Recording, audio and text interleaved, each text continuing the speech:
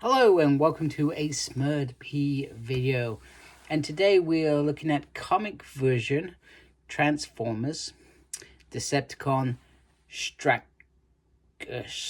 Oh my goodness, that did not come out the way I thought it was gonna come out. Yeah, it's just not gonna work.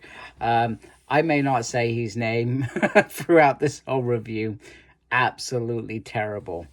It just doesn't seem to want to come out of my mouth very well. So anyway, now that I've embarrassed myself completely, on the side you have some beautiful comic scenes. There's even one of him transformed into his cannon. And you can transform Straxus. It just doesn't roll off the tongue at all. In 39 steps. And then you have some more comic down the rear, celebrating 40 years. And that's the battle with Blaster. And then on your side, you have this beautiful artwork. So if you have been a bit more savvy than, say, me, you've got Grimlock, and you've got that new Rodimus, Hot Rod, whatever, and I can't even remember the other figure set. You've got a beautiful set on your shelf, so to speak. So this is a comic cover of when he fought Blaster.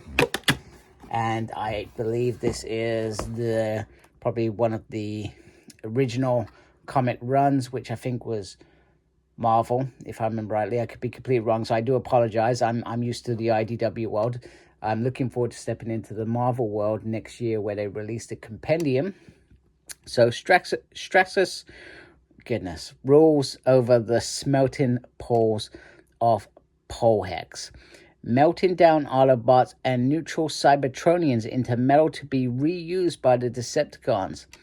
Though he only reigns over a small corner of the galaxy, all know there is no mercy in his domain, only death. So in his domain, he is law and order. He will rip you up and melt you down to a smoldering mist. Let's get Straxus out of his cage.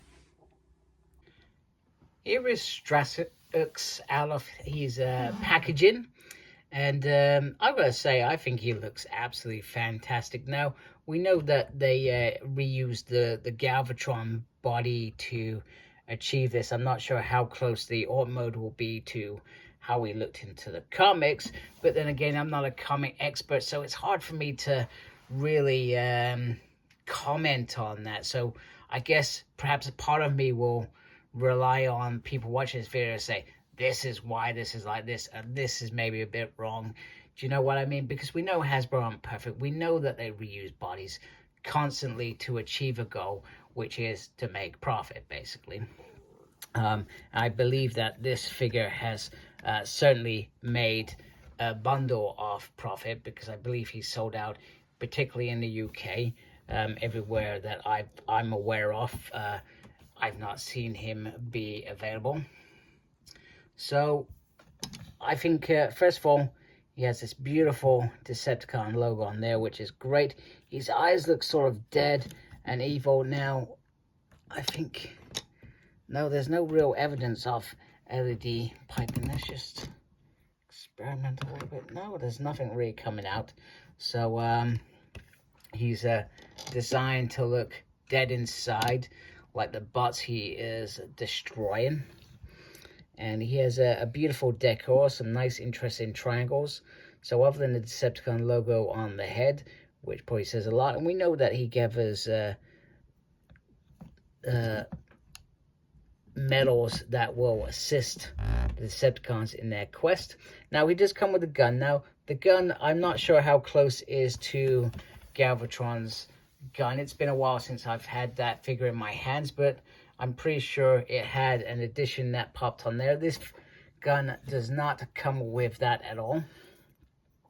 So, but I believe that this is the first part of that gun. It certainly feels like it, but I could be completely wrong. They may have just retooled something different just to achieve this.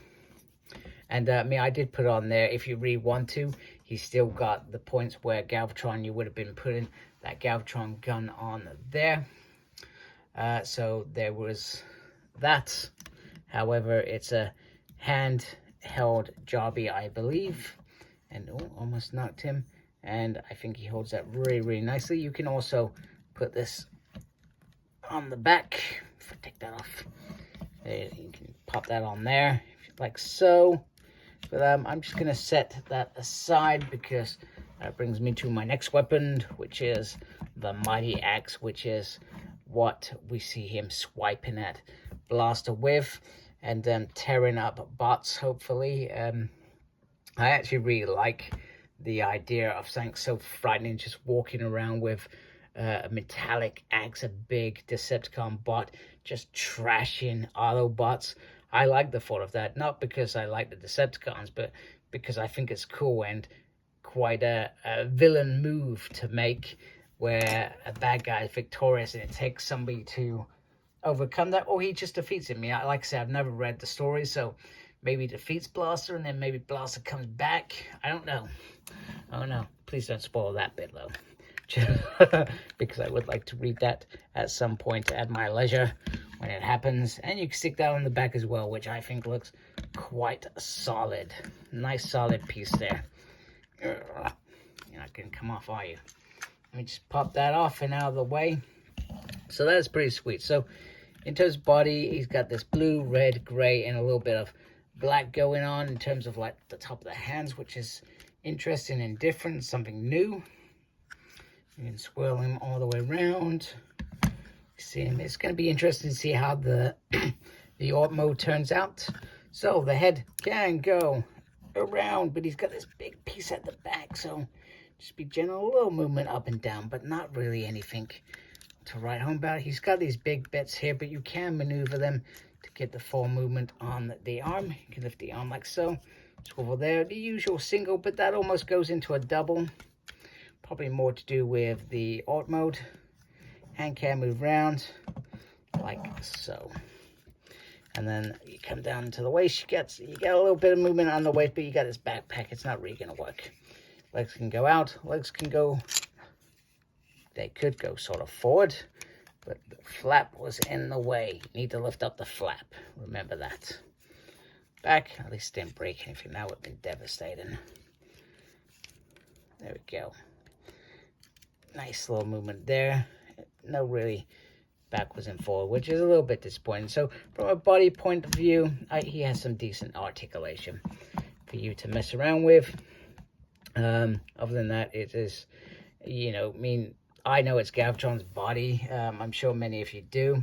I think it was quite clear that it was Galvatron's body when it was announced. So, but I guess as long as we get the ultimate achievement, which is how he looks, which isn't too bad. I don't think it's too bad. You know, I mean, it's not like you can get much from these pictures other than, you know, maybe there's not so much red in the original comics.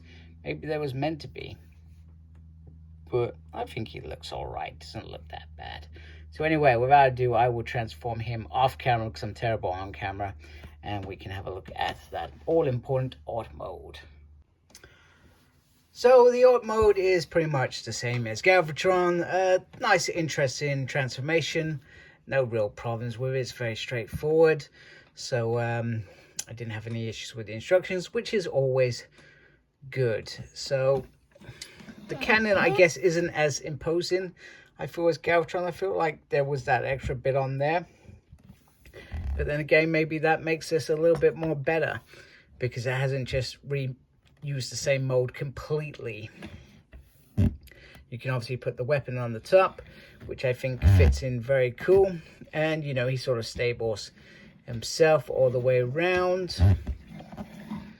Yeah, I just feel like this is very, very nice and very, very imposing.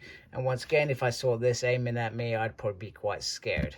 So I may not have been able to say the name, which I'm really irritated about personally, mainly because I like to say names properly, especially when I'm doing a review and I can't say Straxus. I still can't say it. Straxus. It's just not coming out at all properly. But yeah, once again a really nice figure from Hasbro. And you know what, if you're really into your comics and this was one of your favorite villains of the Marvel Transformer era. That's if I got my errors right. Then, you know, this is probably a figure for you. And it must be a figure for a lot of people. Because, like I said, ridiculously hard to find now. I pre-ordered him, so I'm glad I pre-ordered him. And I'm glad that I got to review him. So there we go. So anyway, if you like my video, do please support my channel by subscribing. I'd really appreciate it.